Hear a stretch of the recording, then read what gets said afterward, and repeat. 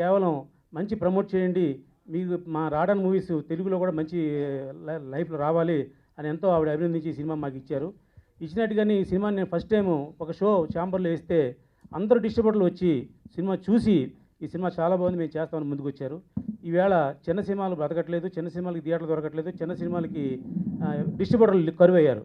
కానీ ఒక dubbing cinema అయినా సరే ఈ సినిమాకి అంత హైప్ వచ్చి అందరు డిస్ట్రిబ్యూటర్లు కూడా సినిమా చూసి మరీ కొన్నారంటే ఈ సినిమా నిజంగా నా విజయానికి ఇది తొలిమెట్టుగా భావిస్తున్నాను.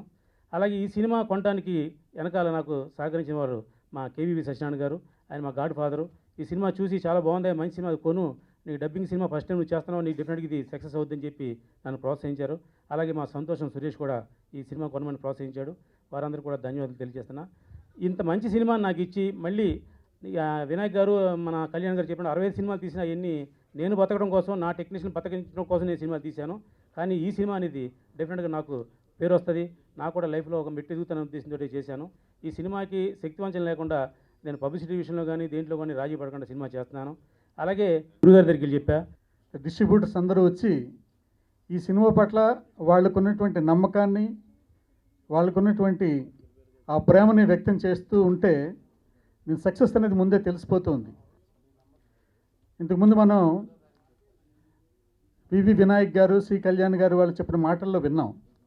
ఈ సినిమా మలయాళంలో సూపర్ హిట్ అయ్యి రాధికా శరత్ కుమార్ గారు ఈ సినిమా మీద నమ్మకంతో తమిళ్లో రీమేక్ చేస్తే ఒక అద్భుతమైన విజయాన్ని, అద్భుతమైన గౌరవాన్ని ఆ టీంకి తీసుకొచ్చింది. అలాంటి సినిమాని మన రామసత్యనారాయణ గారు తెలుగులో అందించాలని నిర్ణయించుకోవడం అనేది ఒక గొప్ప సక్సెస్. మలయాళంలో, తమిళ్లో రిలీజ్ అయ్యి ఆల్రెడీ మంచి సక్సెస్ అయింది. అదే సినిమాని తెలుగులో డబ్బింగ్ చేస్తున్నటువంటి మన రామ్ సత్యనారాయణ గారికి ఈ సినిమా పెద్ద సక్సెస్ అవుతుందని భావిస్తున్నాను. ఈ సినిమా పెద్ద సక్సెస్ అవుతుంది అని చెప్పడానికి ఒకే ఒక నిదర్శనం ఏంటంటే, ఈ సినిమాలో ఆర్టిస్టులు శరత్ కుమార్ గారు, రాధికా గారు, ప్రకాష్ రాజు, ప్రసన్న, చరణ్, ఇట్లా ఎంతమంది ఆర్టిస్టులు చేశారంటే డెఫినెట్గా ఇది అద్భుతమైన కథ అయి ఉంటుంది. ట్రాఫిక్ సినిమా 60 సినిమాలు చేసినా కూడా రామేశ్వరరావు ట్రాఫిక్లో ఉండిపోయాడు. కానీ ట్రాఫిక్ క్లియర్ కాలే. ఈ సినిమాతో ఆ ట్రాఫిక్ కూడా క్లియర్ అయిపోయింది. డెఫినెట్గా ఆ రామేశ్వరానికి ట్రాఫిక్ క్లియర్ అయ్యి ఇక్కడి నుంచి మంచి మంచి సినిమాలు రావడానికి దోహదం కలుపుతుంది. ఇది ఒక చాలా మంచి పాయింట్తో కూడినటువంటి చిత్రం, చాలా ఉత్కంఠగా సాగుతుంది. ఆపత్కాలంలో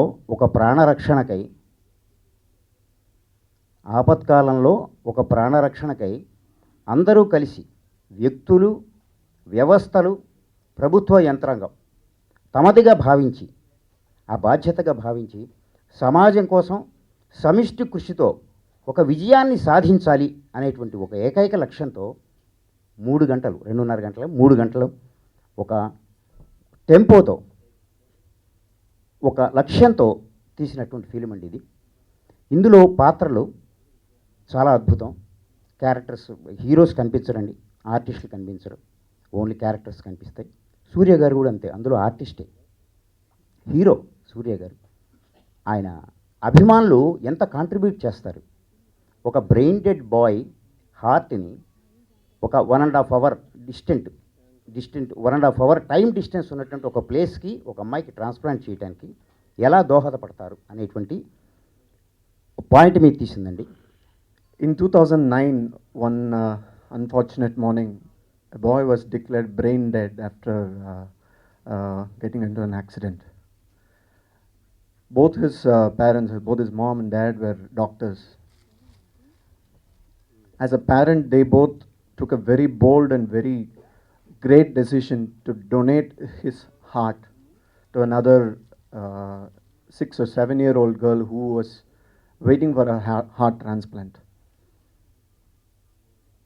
చెన్నైలో ఒక పెద్ద హాస్పిటల్ నుంచి ఒక 13 కిలోమీటర్స్ డిస్టెన్స్లో ఉన్న వేరొక హాస్పిటల్లో they wanted to shift that heart. It was a very busy weekday morning, peak టైంలో, పీక్ ట్రాఫిక్లో ఒక 13 kilometres distance less than 9 minutes